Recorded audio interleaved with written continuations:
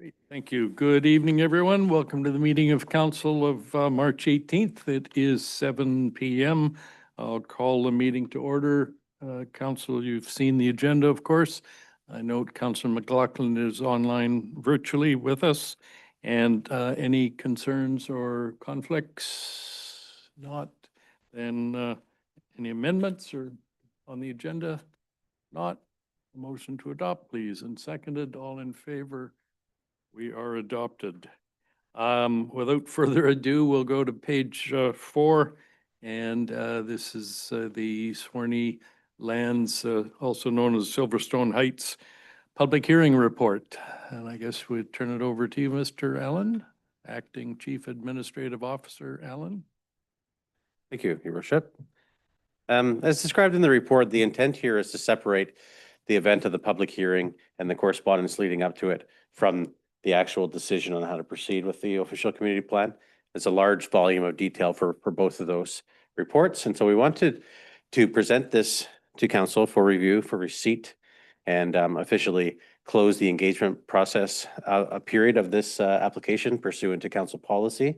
It's best practice for us to do it this way, particularly the large application.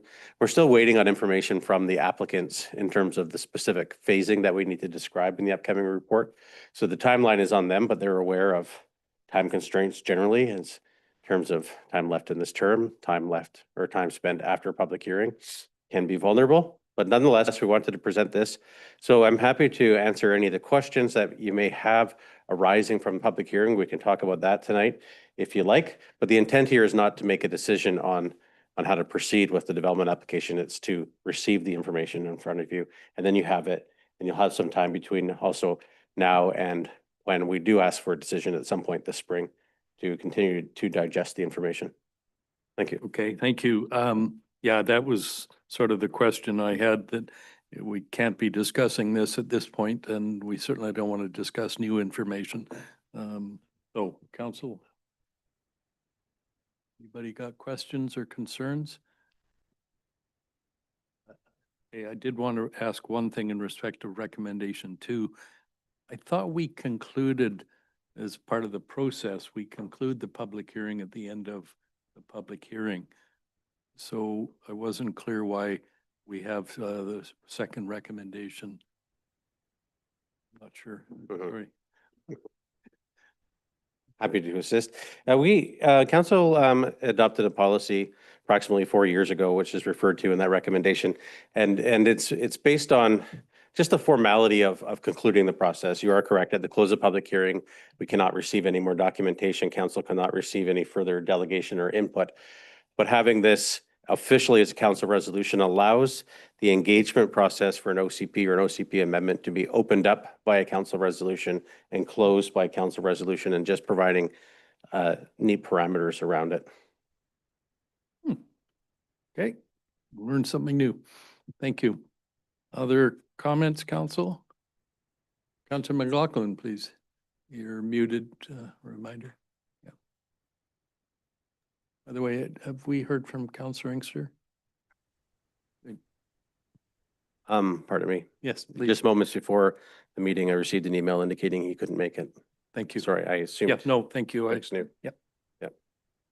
Sorry, Councilor McLaughlin. Right. Yes, thank you through the chair. I'm just wondering for clarification, that means the OCP amendment here will not be discussed in our future discussions of the OCP.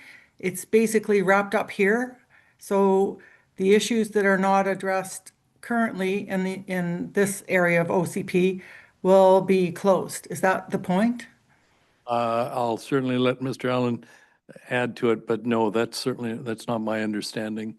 This is just the package of the information that we've received from the public engagement. It stops. Correct. This is a submission of the entire package, and you'll be able to ask questions about it this evening or the next time the report comes through. But what we're doing is saying, here's the information package. We're submitting it to council formally and closing off that process.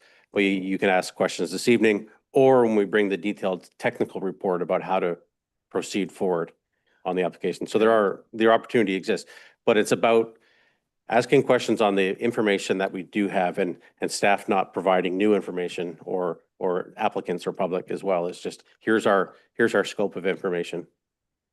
Okay, if I could paraphrase, so if we don't understand something, I don't know, if there's a word in here that we don't understand, that's okay, but we can't be moving forward with the substantive discussion of the merits of this application. Not this evening, because Yes. we'll write a proper report Right, when right. it's ready. Yeah.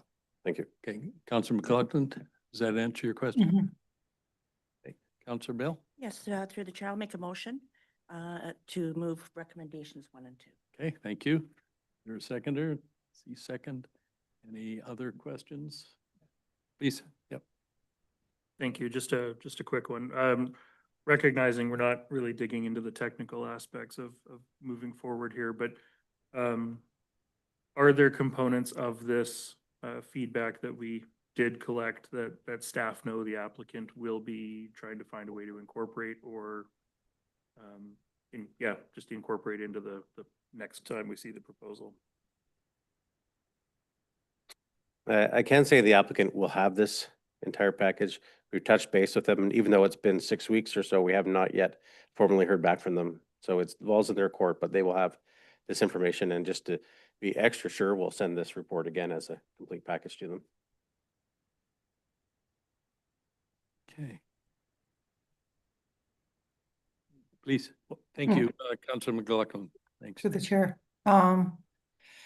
I just wanted to get a little clarification on page 7 of 228, where it talks about the covenant for a master development agreement was placed on title in 2021. Implementation of the covenant was deferred for the second phase of Silverstone Heights residential development, and again for Trellis Silverstone facility in 2020.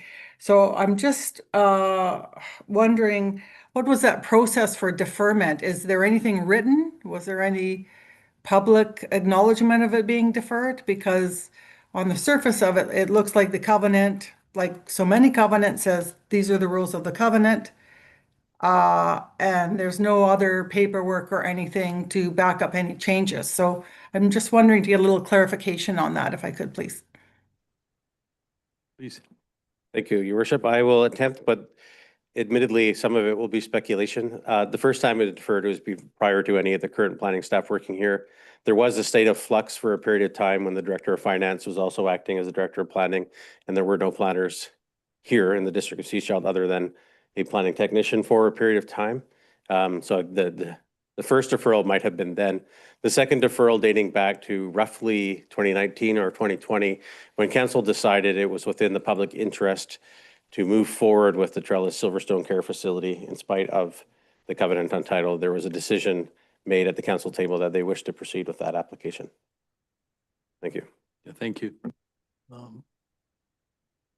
Councillor McLaughlin? Well, yes, thank you. It is a little gray, but I mean, the facts are what they are. Things have happened as they've happened.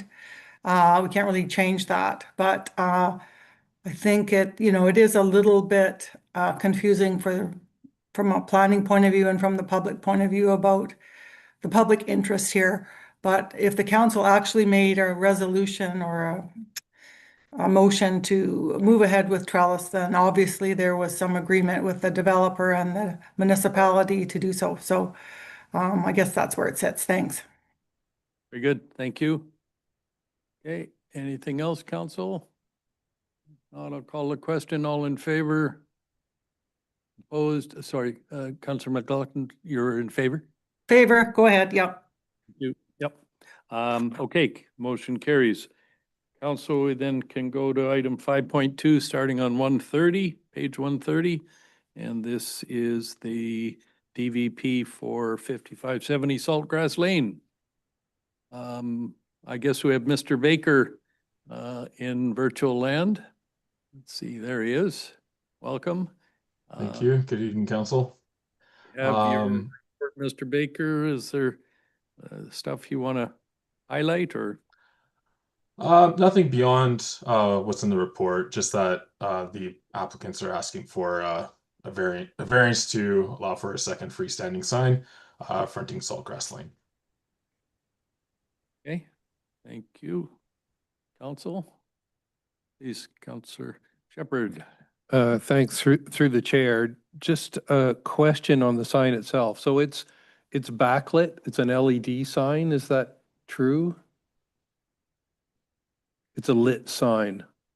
Is that your understanding? Hello? Forgive me. Yep, sorry, forgive me. I'm just Maybe- double checking here.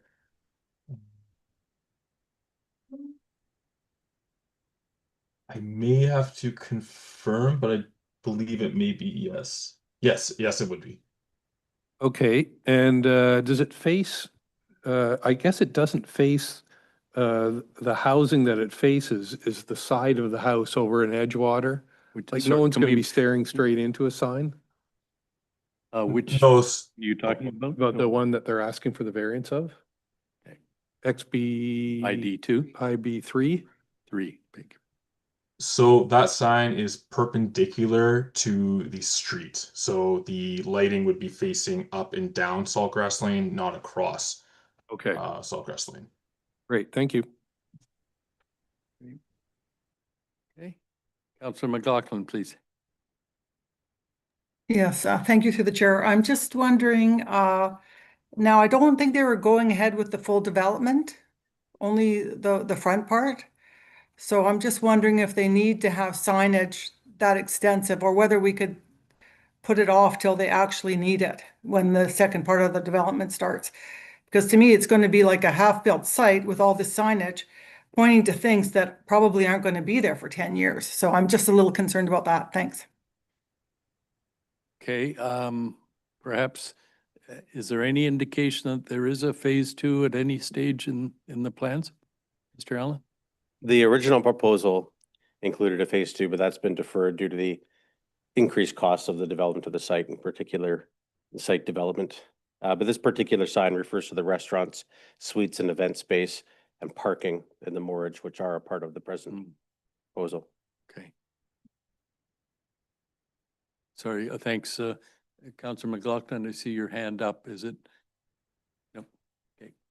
Okay, council, we have a recommendation in front of us. Anybody want to pick it up? Sorry, Counselor Rowe? No?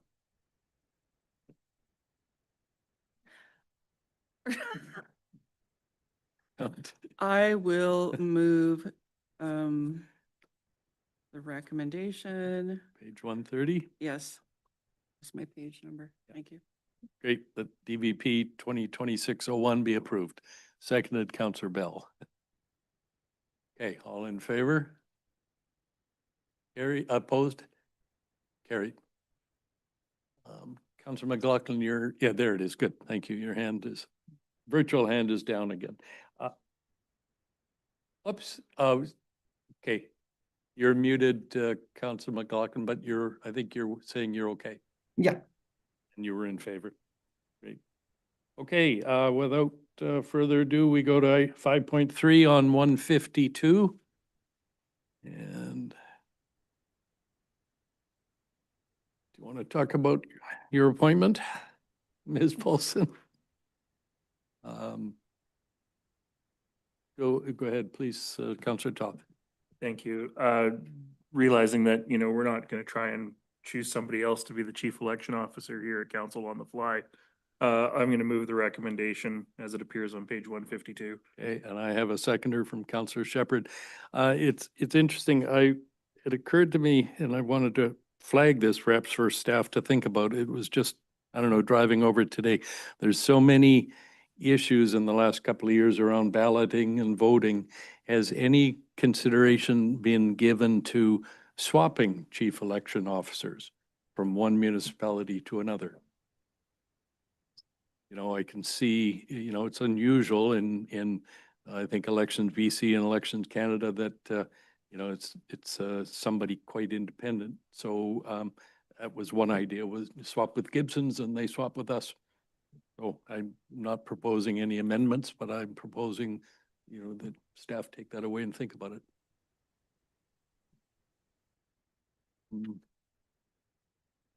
Anything Any other pearls of wisdom? Okay, I'll call a vote. Or sorry, I didn't get a, yes, I did get a motion. All in favor? Carried. Your hand up is a vote in favor. Counselor, yep, thank you. All right, then we can go to 5.2. Nope, how about we go to 6.1? That's what everybody's here for. Ms. Polson, anything, any edifications? Excuse me. No, I believe the report summarizes the substantial changes that are recommended for the bylaw, and then we've included a track changes version of the consolidation, just so that it's easy for everybody to see exactly where those changes are made. The track changes document does look a little bit messy, but I find that's the easiest way to see exactly for the best transparency.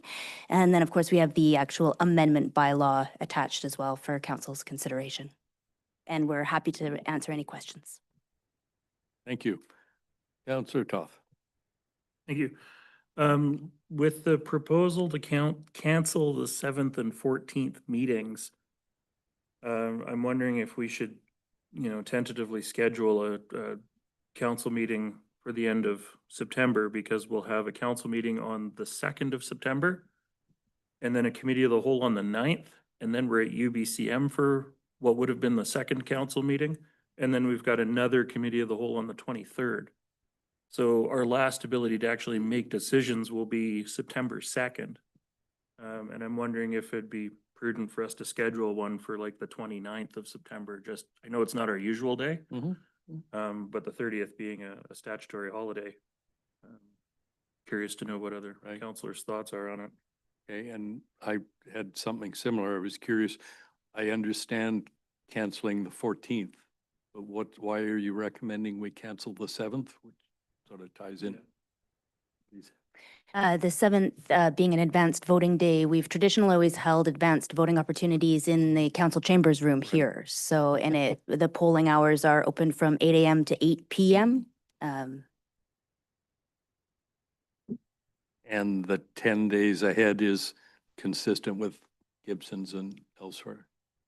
The first advanced voting day is a requirement in the legislation, the Local Government Act. The second advanced voting day is optional and can be determined by our bylaw. So it's that one that's okay. Right, council, because I hadn't thought of the 30th or 29th. 29th, please jump in. Thank you. I mean, Tuesday is not our usual day, which would be the 29th. I mean, the other option would be to make the 23rd a council meeting instead of a committee of the whole. Just so that we can close off any decisions that need to be processed. Because otherwise, with the August break before that September 2nd meeting and nothing that's going to be a monster of a meeting. An advanced poll needs to be in this room? Because I'd question it going, why don't we just keep the 7th? That's our final meeting. Please. No, we could certainly coordinate it in a different location. Excuse me. Okay, council, what are your thoughts? Councilor Shepherd, you had your hand up earlier.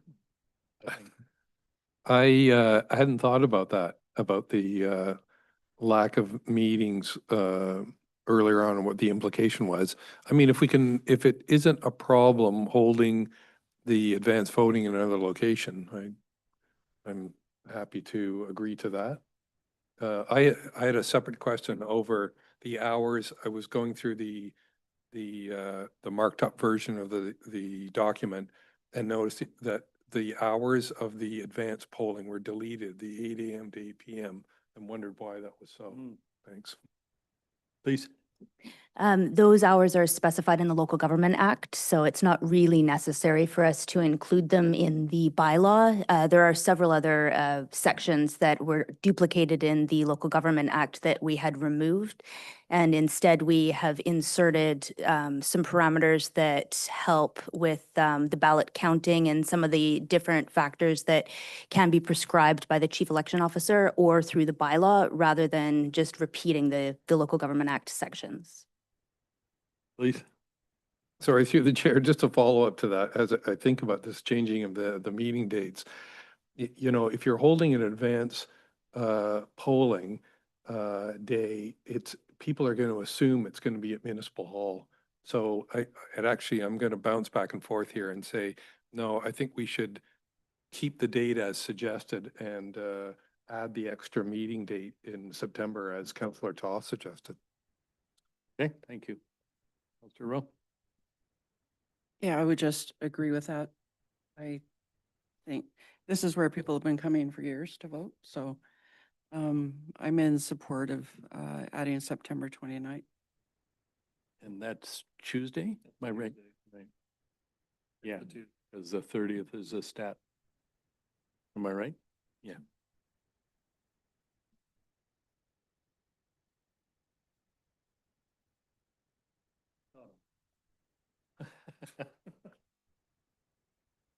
Hmm.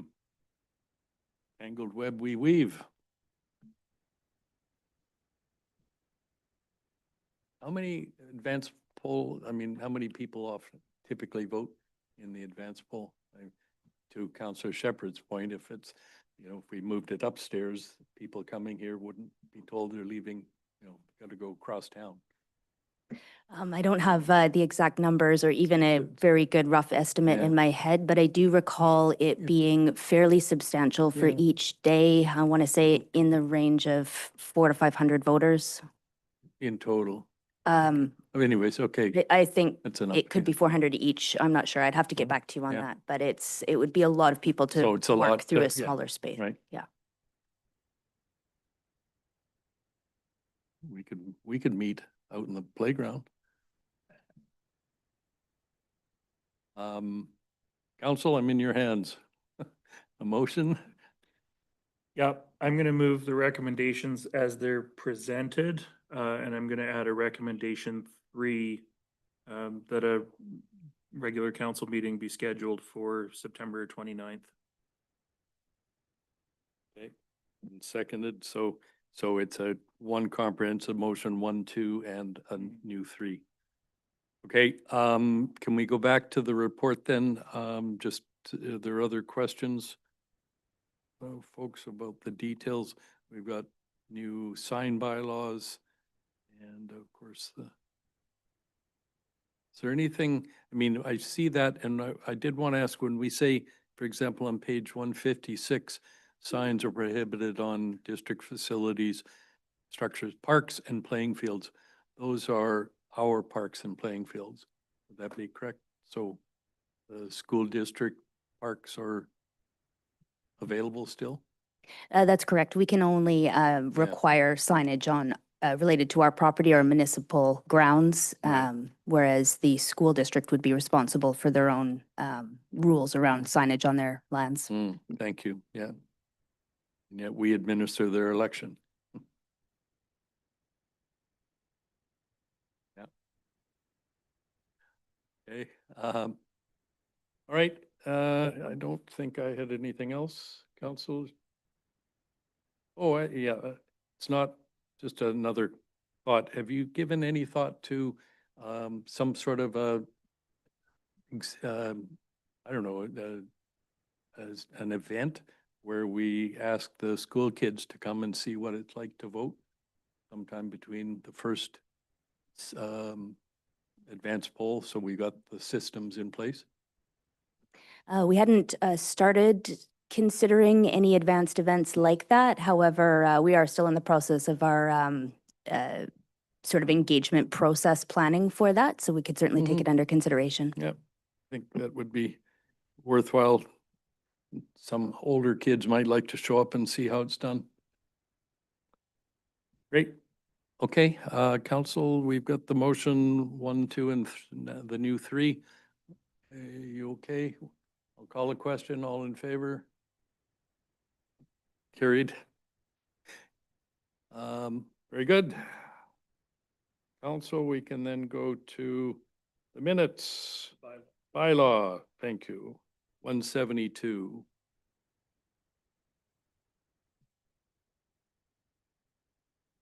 So this is a little more complex. So we got to vote on the bylaw and one and yes. We can indeed, but it's also, yeah, we're not voting on the third item because that's just a standalone. The new meeting date. Yeah.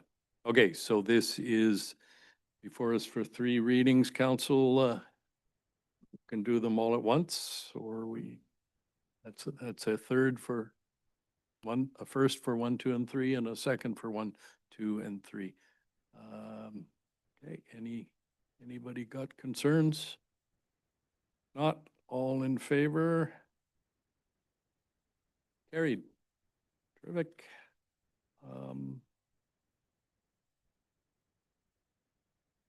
Now we can go to the minutes. Is that right?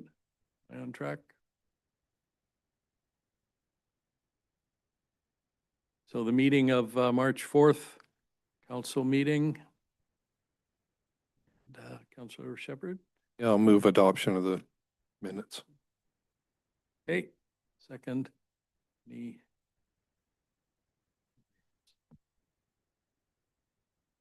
Great.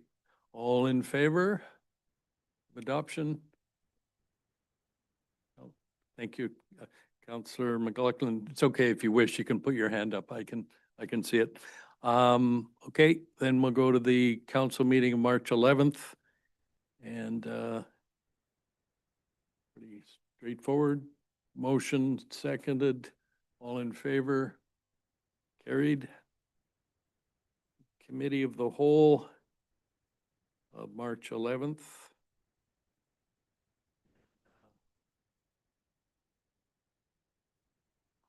Yeah.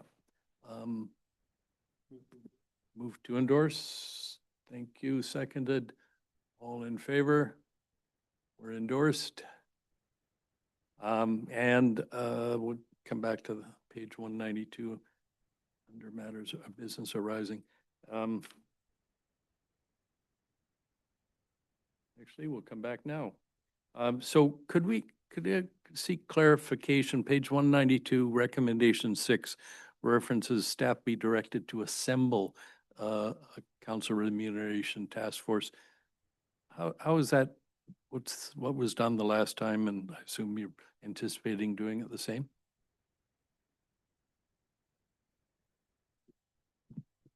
Thank you for the question. When we did the council remuneration task force last time, a public notice went out so people could apply in, and then staff reviewed the applicants, and then we created a task force from there. So I lead the task force in that I provide meeting times and any resources they might need, but then they just moderate the conversations themselves. So after we've chosen the folks that will be a part of the independent task force, nobody else knows about that. And then they come up with their report, and then that report is presented to council.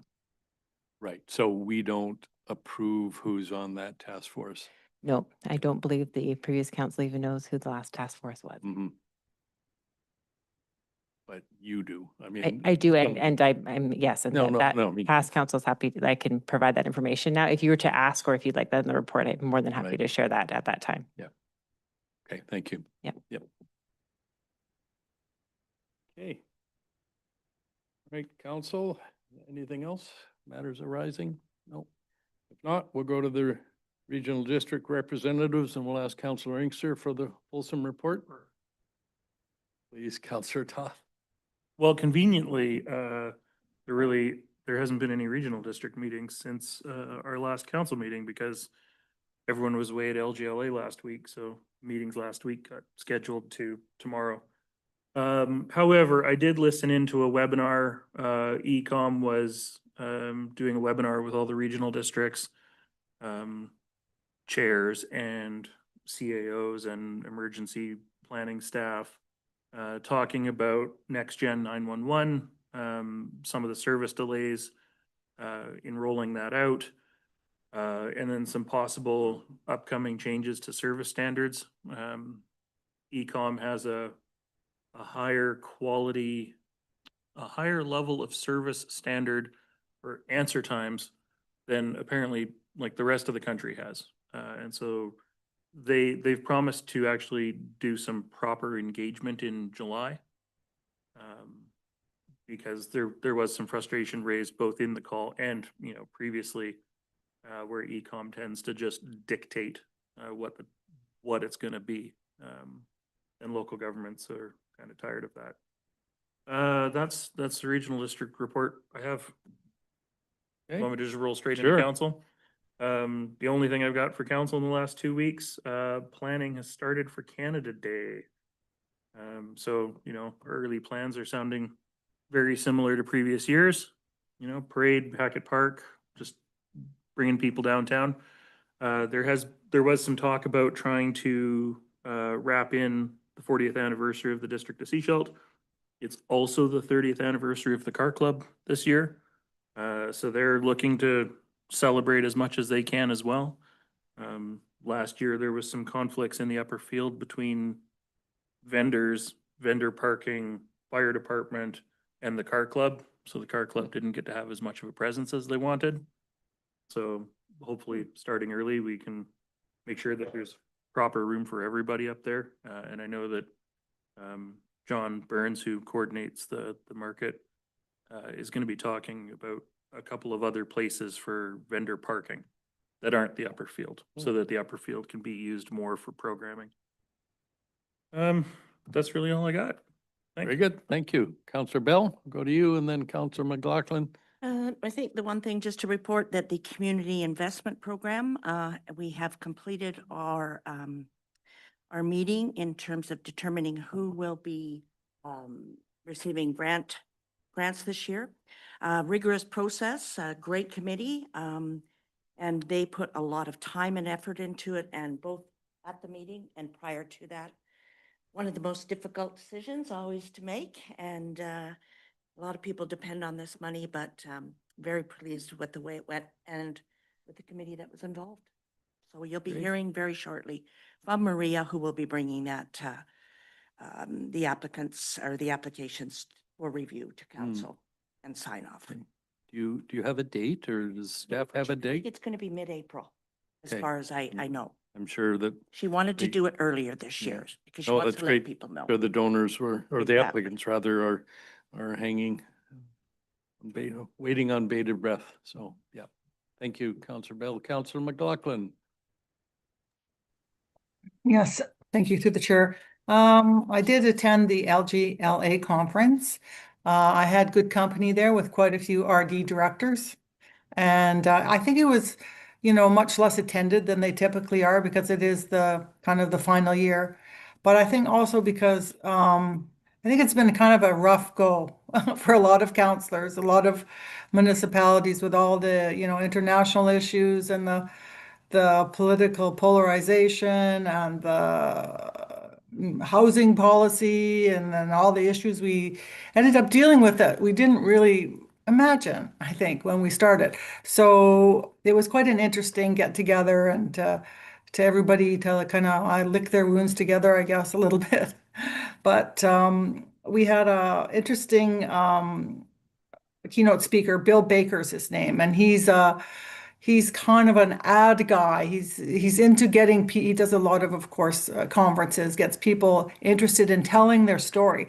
So his message was to, in order to finish strong, which was the theme of the conference, is to maybe think and put your own experience into a story, a short story, almost like a little TED Talk, really, to communicate and to synthesize what you've been through and to compress it in a way that is a kind of a good way to communicate to the public, because we're communicating with the public a lot. So I guess learning some of these skills, it would have been nice if they told us that 4 years ago.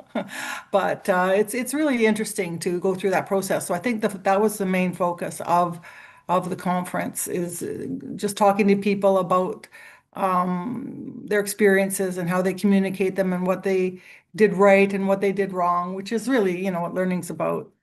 And then the other thing was about stewardship. Asset management was really the focus of the stewardship and how you steward your not your governance, not so much your operations, but of course you need your operations staff to help you stewardship things that are really critical right now, like infrastructure. It's not about financing new infrastructure. It's about realizing that a lot of your existing infrastructure takes a lot of money to upgrade it for the next 25 years. So I think Gibson's is quite well on that, starting to look at their natural assets as part of that equation, which I think is not, well, it's an excellent idea, obviously. But so that was really insightful. And then it ended up really talking about the new training that the agency is going to use in terms of using like a 1940s model about how to teach people things in a classroom setting and structured learning. They're going to move to a much more fluid approach that'll be open to more than just people in local government. Through UBC, they're going to be revamping it entirely and doing a lot more of it online. Even though they realize a lot of personal interaction, meeting people at these events is really critical for talking about pertinent issues, they realize it's getting harder and harder to get people together. So they also want to engage a lot more people into getting into politics. So I think that'll be quite interesting transition, and they're going to start doing that next year. They're working on it quite a bit. So that was a lot to take in. 3 days sitting on a dining room chair, which they give you, but so yeah, it was good to go to, but challenging in terms of the content. It was, quite personalized, I guess. Thanks. Very good. Thank you. Sounds interesting. Councillor Rowe. Thank you. Not much. Attended the community services master planning group with the consultants. I've connected with Nations New House and planning on getting our meetings scheduled out with the new council and himself, and working with Kelly Foley with our vulnerable populations working group. Together We Can, who does recovery housing all over BC, is very excited to expand to the South Coast. And their senior executive team is going to be coming over sometime in April. And so Kelly and I are going to be setting up some leadership roundtable just to so that everybody can get a better understanding of their programs, et cetera. So that is very exciting news, and will help to fill that little missing gap on that housing continuum. I think that's it. Thanks. Great. Thank you. Councillor Shepherd. Nothing this last week. Just a reminder, though, that last week the Community Safety Technical Working Group met, and sort of just to remind the public that Rain City have done a fabulous job with the unhoused tent community by the shelter, and have found housing for all but 3 or 4 people. So that's dramatically different than it was a year ago. Everyone knows, I think, is aware that the servicing is going to be built within the next sort of 2 or 3 weeks, or started for the community services building. So there's discussion about how to help the remaining people, and that's ongoing. Thanks. Okay, thank you. I guess for me, the big thing dominated the last couple of weeks is the work I and a number of people have been doing, including our MP, Patrick Weiler, on the temporary foreign workers issue. culminated in a media event on Monday and a number of things in publicity you probably heard in the last couple of days. I can tell council there's lots going on both in Ottawa and Victoria and across the rural parts of BC and the rest of the country. Attended the East Parpus Bay Community Association AGM last night. Surprising, but everybody in East Parpus Bay is getting older. A lot of the same old faces. So we're looking for, and I think this is probably true for all the community associations, an appeal to those younger in our community to step up and get involved and have a bit of fun.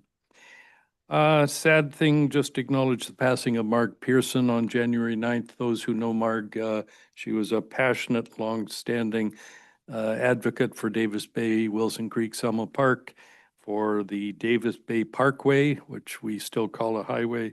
And so our thoughts are with her family. And an early shout out perhaps, the Rotary is again organizing what they're calling this year a Community Connections event on April 18th. And they're looking for volunteer and other community groups to participate. If you've been there at the Seniors Activity Center, it's a great day for people to come and learn what else is going on. Maybe they want to volunteer, maybe they want to learn about what's going on, or maybe they just want to meet some new people. So if anybody out there wants to become or be a participant or an exhibitor, I guess you'd call them, reach out to Rotary or I believe the Senior Center soon. They're filling up fast. So that is my report. Council, there's nothing else. We'll then go to page 193, and this is the Solid Waste Management Plan update letter from the RD for receipt. And what do we want to do with it? Please. I didn't sign this one, so I feel okay speaking to it. Don't we have the solid waste management plan on our draft agenda for next week? It is? Yes, yes. So I think as far as I'm concerned, the letter is just informing us that it's coming next week.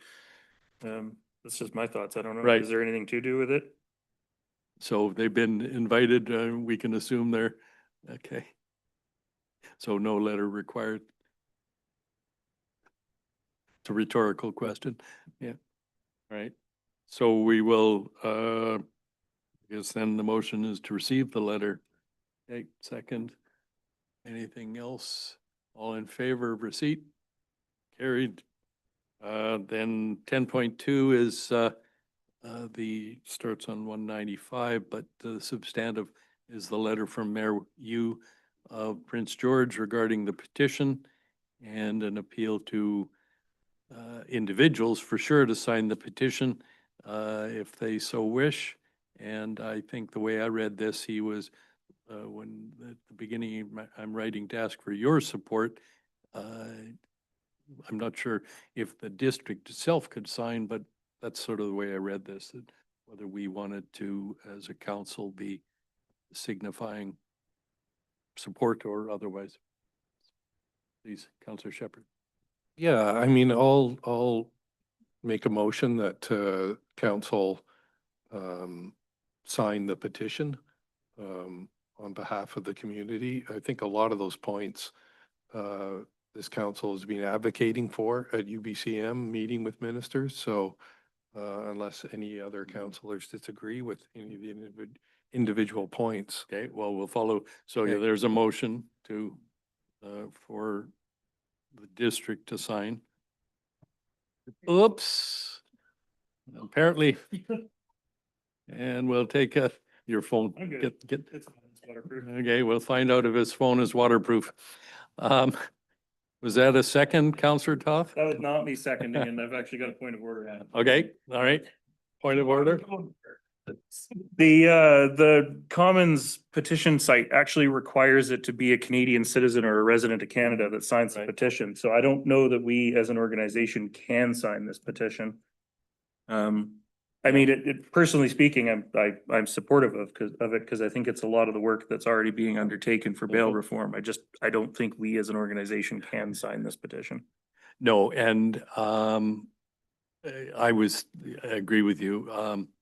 I was thinking of a letter that would work its way through the system, but would not be part of the electronic, but so your point of order was to clarify that. So I don't think we can. Yeah, I guess proceed we'll with withdraw your- that yeah. motion. Okay. You cleaned up yet? Good now. Okay, so council, is there any appetite to provide an indication to Prince George that we are supportive? To follow as a form of a. I mean, I've letter? personally already signed it. Mm. So, I mean, 6 or 7 signatures, I think is probably more effective than Okay. one anyways. Yep. But Okay, then I think people that are watching will understand that council, I believe, is generally supportive, so we'll just take it for receipt. Yes, you made a splash. Okay, so we'll take this as received, and certainly I've already also signed it, and we will I do talk to Mayor Yu quite often, so I'll convey our general support when next we talk. Okay. So that brings us to the seed funding proposal for a cultural center feasibility study. And council, we have this, and I should, if it's not clear from those that are remaining in the gallery, we have John Down and Brian Baxter with us to answer any questions, but council, how do you wish to proceed? Oh, and I'm sorry, we had an amended version of this that was sent around. I don't think it's materially different. Nope. So, okay, so it's fine, it's crafting rather than substantive changes, I think is fair. Yeah, okay. Councillor Shepherd?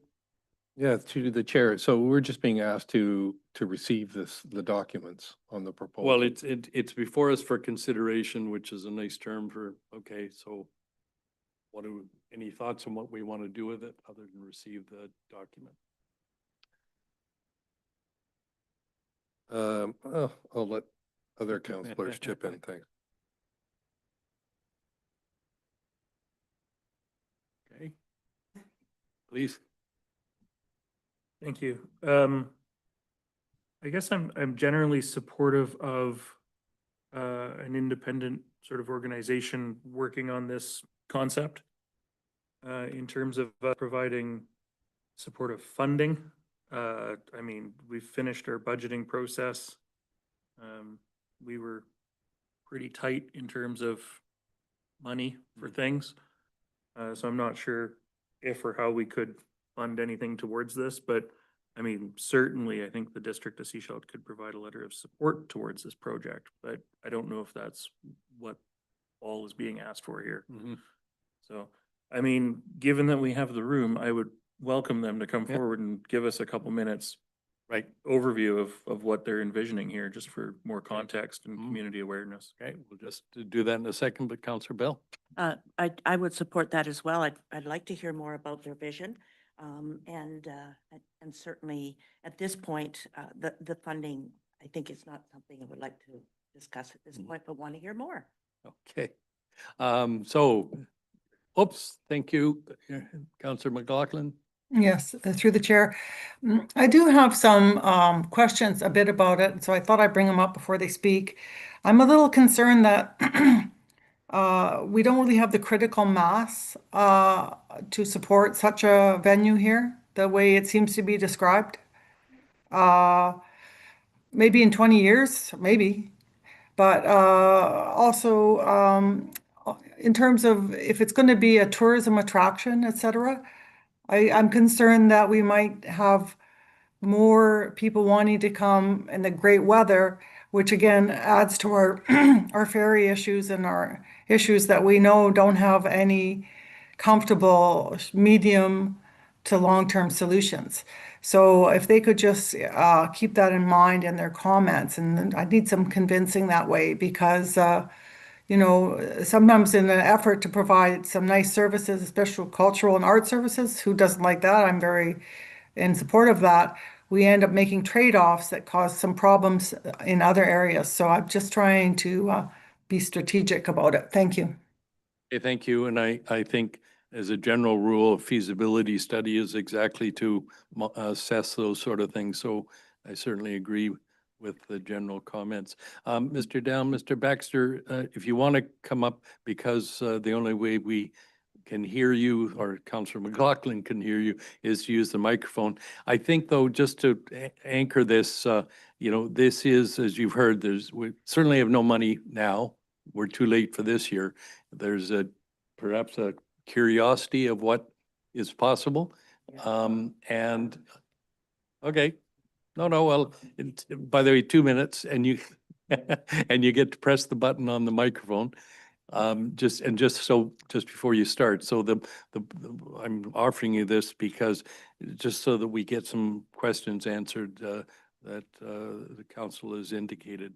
But this is just to start a discussion, I think, out of which I think you're hopeful that maybe it's fair to say you'd like this is never going to work would be a better answer than we don't really know what we want to do. You got to still press the button. There, perfect. Yeah, that was really the intent of this, was to just, to begin a conversation, a dialogue about the possibility of something like this happening in the future. I mean, this would be a major undertaking that would be maybe 10 years away. But just given my participation in the art community here, this is something that keeps coming up. So I did make a little note here, if that's okay to read from. Okay. So first, thank you for the opportunity to let us speak this evening. What we are proposing is not simply a building, but the beginning of a conversation, and one grounded in years of community dialogue across the Lower Sunshine Coast. And again and again, we keep hearing the same thing. We have an extraordinary creative capacity here, but our cultural infrastructure has not kept pace. So, with the, if you wanted to look at the Recital Society and this and that and so on, that was our idea, was to maybe put this concept forward that might bring people together to help figure out how to do it. The proposal asks for something very modest in scale, but significant in impact. Support for the feasibility study, a careful professional process that allows us to listen properly, engage broadly, and determine what is both needed and achievable. At its core, this is about creating a shared space, one that brings together the visual and performing arts, education, food, gathering, and community life, while respecting the autonomy and contributions of the many organizations already doing important work. We see this not as a replacement for anything that exists, but as an opportunity to strengthen the entire cultural ecosystem. With the right partnership, including the Salish Nation, local organizations, and all levels of government, we believe this project can become a meaningful long-term public asset. And we are simply asking to take the first responsible step. And so that's, we're not looking for funding. Actually, what would be wonderful is if just putting this forward now, because it's just been sort of the two of us trying to put this together, which has taken a bit of effort. But we've been very fortunate to have some very good people to edit and make their points made. So that's kind of where we're at, And like I say, I wasn't expecting this at all. But yeah, it's a beginning, if that's okay. And I understand the concerns of, whether in the future with ferry and this, or maybe it has to be a hotel or whatever it might be. But yeah, we're just starting. So if that's okay. Great. No, thank you. I think, council, I mean, any follow-ups or? that's why I prefaced it in these sort of things. If you get a lot of people saying, no, don't bother, it's in some ways more helpful. You don't spend time on something that nobody's interested in. You're Right. not, I don't think you're hearing that from us. Right, okay, great. And if anybody has any suggestions Mhm. over time, we'd certainly like to learn how to keep going forward. And I'm not sure, we have two architects that have been helping us with, Mhm. or guiding us through, through this process a bit. But maybe what we could do after this is, we were hoping to maybe hold maybe something like a sort of a stakeholders meeting, maybe in the summer at Bonnybrook, just to bring some people together in the community who've expressed interest in maybe supporting such a thing, or and I think that's a good idea, and let us know yeah, so that some of us perhaps can participate as well. yeah. Okay, well, thank Yeah, you all very great. much. Okay. Yep. Please, Councillor Rowe. Thank And one question. I just wanted a comment, thank you. This comes up every 3 to 4 years. And, I mean, it is a gap in our community for sure, for sure. But what we haven't seen in my 8 years here is actually the arts community come together itself and come to us and get behind it and say, this is what we need. And it's always, whenever we hear about it, it's generally the same, mixed kind of concept that could be used by multiple, different types of art. But for something like this to be successful, you're gonna have to be committed even if people say no. And like, it's almost got to be a passion that, you have to ask 18 times before you get anything close to a yes. The data shows that. Yeah, And so I would want to see you come back like in an organized fashion that's not just you two guys, not that you can't do it by yourself, but, no, but you'd want to have, because all your applications to grants and anything is going to depend on, the type of Yeah, support you can show. we just wanted to get the For ball sure. rolling. Yeah. And I applaud the effort because I do think it's a gap in the community. But certainly some sort of nonprofit kind of organization is going to have probably going to have the best chance of success right. in right. my Yeah. experience. Yeah, yeah. And I guess what we sort of were thinking too is with the feasibility study, if we can apply here and there to get some money and then, raise money within the community as well. But that the actual, complex or facility that would probably be mostly private money. Well, and I would say from my experience, there is lots of that around. And this community is like, it'll come out and support lots of different endeavors. So I don't think it's a pipe dream. And I think Yeah, it's a good and- Sorry, point John. to start a conversation. So, yeah. Okay, thanks. I want to go to Councillor McLaughlin for the question, and then we'll wrap this up. Councillor McLaughlin. Yes, thank you through the chair. I mean, I also have a background in architecture, and I remember I was working in Victoria and a group came forward with a similar type proposal for right down on the waterfront. And it looked great. Like, this is why you get architects involved sometimes, is they design something and you see the dream, right? And it's like, oh yes, look at it, we want it, which is nice. But usually what you need in a case like this is a very wealthy patron. I know in Calgary also the whole art scene was totally transformed with one major patron who just decided she wanted to have opera and ballet in Calgary and et cetera, et cetera.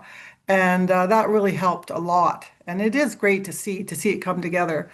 And I do think there is a lot of disparate groups here. It would be really nice to have some coordinating kind of overarching agency or place or group that would kind of, get us working together and advertising this together and coordinating it together and getting a synergy of all these groups working together, because there's a lot of good intentioned local groups, but it's hard to get them to, gel together and raise, get that kind of critical mass that we need locally, but also the quality that you need to attract people. It could be a good tourism thing if we could get it over the shoulder seasons and these types of things, if they're very done well, you will come in the rain to see the best pianist in all of Canada. I did. Yeah, very So, good. thanks. Yeah. Oh, and with the architects, it was, not, well, one has done many civic buildings across Canada and places, but it was more about what do we need to do in the question. So they came back with information, and then also, a collector of my work as a CPA. And so we had a meeting with him and we brought the proposal and he said, well, that's good, but now you got to put some meat on those bones. And we're like, you have to what? Yeah, that And was, so that okay. came back with like a whole host of things. So we're just trying to get it going. And okay. hopefully from something like this, then someone else in the community can join on, and because it's going to take everybody Yeah. to make it happen. I agree. We'll go to Councillor Bell. Yeah, one final question or comment. Your first paragraph is probably the critical paragraph, your feasibility study. That is one of the primary pieces that you need to get together, not as quickly as you can, but no, it's got to be a priority. Because I know that there's some projects that are happening here right now, and that is their sticking point is their feasibility study, and they're looking for money for feasibility studies. So Yeah. that's how you get the support that you need for funding Yep. from all kinds of areas. So Yeah. critical Yep. point. Yeah. Great. And good luck. And it's Yeah. great. Definitely just- feel there's a need for it. Yeah. Thank you for being here. Okay. Great. Thank you, John. Okay. Great. Thank Okay. you. Well, thank you all Yep. very much. Pardon me. Yep, there. Okay, council, one last item, should take all of 30 seconds. Release from closed, item 11.1 on page 227. Oh, Your Worship, if I may, Oh. I'm requesting a slightly different procedure for the receipt of the release from closed. We are transitioning from a manually built resolution tracker to an automated one. And in order to accurately capture motions that are released from closed, I will ask that you make a motion to see if council has an appetite to formally receive this item through a vote. So to be automated, we're going to involve humans. Excellent. That is Okay. correct. All right, so move to release from closed and seconded. All in favor? Released. Are we released? Okay, council, anything else? If not, a motion to adjourn. All in favor? We are adjourned. And now chance for questions, and we have one familiar name in the gallery, in the Zoom gallery.